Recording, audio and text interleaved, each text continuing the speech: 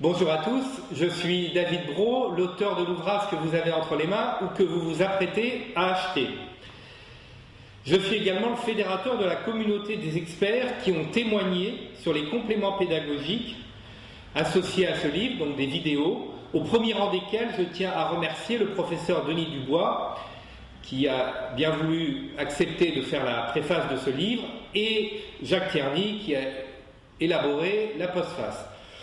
Le livre résume 10 ans d'activité professionnelle, plus de 400 missions dans 25 pays. Dans plus de 50% des cas, ces missions ont été effectuées dans des contextes d'opérations de croissance externe mal maîtrisées ou qui dysfonctionnaient. Ce livre comporte-t-il une thèse ? Eh bien, je tiens à le dire, non, il n'y a pas de thèse à ce livre. L'objectif principal de l'ouvrage est de témoigner et de partager des expériences avec des professionnels. À partir de ce livre, nous avons prévu toute une série de conférences et de tables rondes afin d'échanger des bonnes pratiques avec des directeurs généraux, avec des directeurs financiers qui ont eu ou qui auront à mettre en œuvre des plans à 100 jours suite à des acquisitions ou des fusions. Le livre comporte 3 idées forces. Premièrement, le cache le plus petit dénominateur commun entre la mère et la cible.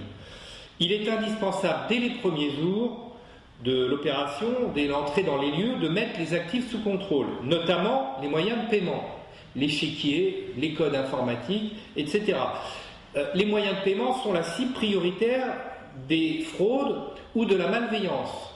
Donc attention à bien protéger les actifs et notamment tout ce qui tourne autour de la trésorerie. La deuxième idée force, c'est qu'il faut écouter la cible. Ne pas arriver en conquérant, en voulant, par exemple, virer tout le monde, imposer ses vues. Souvent, la cible est mieux organisée que la mère. Troisième idée force, le respect du timing. Il faut impérativement mettre du rythme dans la phase d'intégration. Time is money.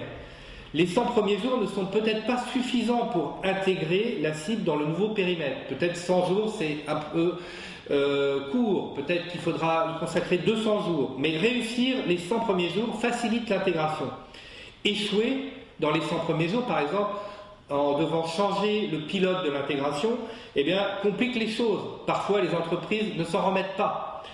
Il est donc indispensable d'élaborer des plannings de travail hebdomadaires, parfois des plannings jour après jour, comme cela est précisé dans un des cas pratiques présentés dans ce livre. Enfin, avant de conclure cette introduction, je tiens à remercier les entreprises, les dirigeants, les managers, les gens du terrain que j'ai rencontrés depuis 10 ans et qui ont nourri les nombreux cas pratiques présentés dans ce livre. J'ai bien évidemment modifié à chaque fois les noms, les lieux, les secteurs d'activité dans tous les exemples. Peut-être certains d'entre vous se reconnaîtront dans ces exemples, mais sans tous ces exemples, les bons et les moins bons, il n'y aurait pas eu ce livre. Donc merci à tous.